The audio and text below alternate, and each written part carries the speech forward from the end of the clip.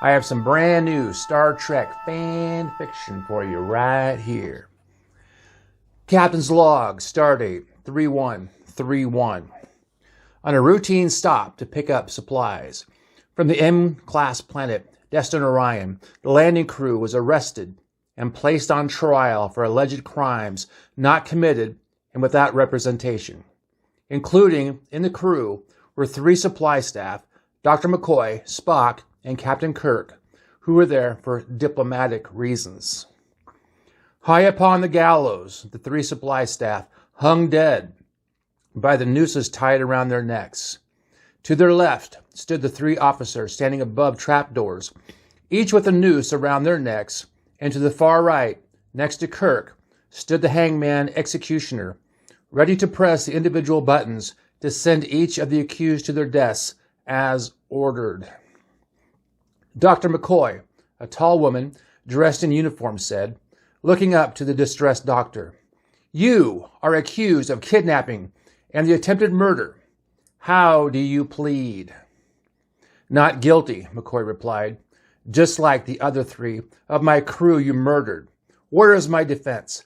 I demand a lawyer." "Demand all you like, doctor," the woman replied, shaking her head in disgust. "This is not Earth, and we do not follow your laws. This is Destin Orion, and we do as we please." "Who am I accused of kidnapping? Who did I attempt to kill? At the very least, I should be allowed to face my accuser." "You'd like that, wouldn't you?" the woman asked with a smile. "What kind of effed up planet is this that you can make up lies and send me to my death?" McCoy asked. "This has never happened in all the times the Federation has visited here. What has changed?" Spock spoke up. "Politics, Doctor. Politics," Spock replied. "It has been years since the Federation has been here, and a lot can change in a short time. And for some reason, the inhabitants of Destin Orion no longer trust the Federation and are using their form of justice system to exterminate us. They will most likely attempt to ban the Federation from ever coming here again." "But what did we do?" McCoy asked. "The Vulcan has good intuition," the woman replied. "He is correct. We only need a reason to document why we disposed of you for further reference. You will be the last of the Federation to ever visit." Captain Kirk responded to the woman, "Why not reach out to the Federation and tell them to stay away? Why all this made-up show?"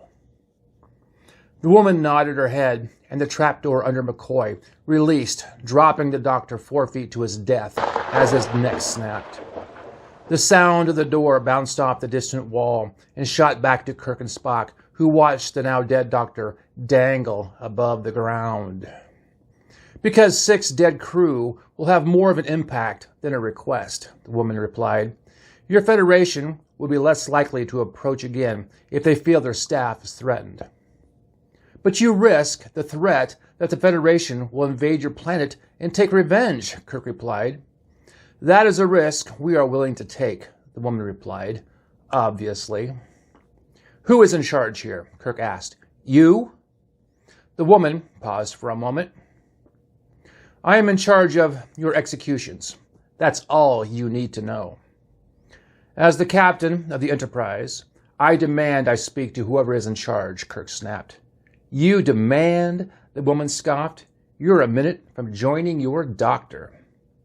Why bother to talk to us at all if you're just going to kill us?" "We want to make a recording for future use that may aid us in case your Federation decides not to take our threat seriously.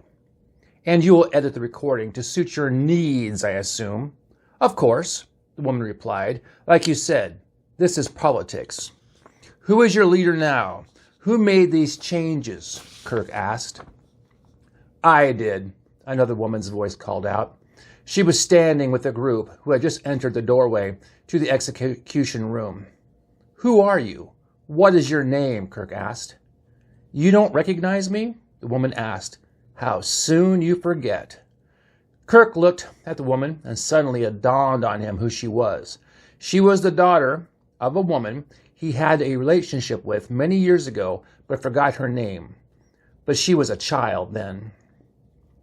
"From the look in your eye, I think you do know who I am, or at least back then. My name is Gorlana, the daughter of Thebes. Yes, I do remember you now. You were around 10 when I knew your mother. Knew? Nice choice of words, Gorlana replied. You are the father of my younger brother, Relak.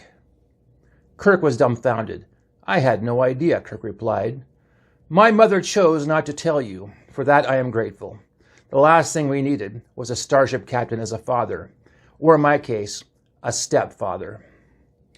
Does your brother know? Kirk asked. My brother is dead. He never knew, Gorlana replied, as it should have been. Do you hold a grudge over me because I was the father of your brother? Kirk asked. I hold a grudge because of what you represent. Federation scum at the highest level. The ruler of a ship with the intent of killing us at will and subjecting us to your rule. What are you talking about? We are peaceful. At one time, yes, but you and your kind are the reason my brother is dead, Gorlana stated as fact. What are you talking about? Kirk asked. I think I know what she's referring to, Spock replied, with a raised eyebrow. That is the end of my story.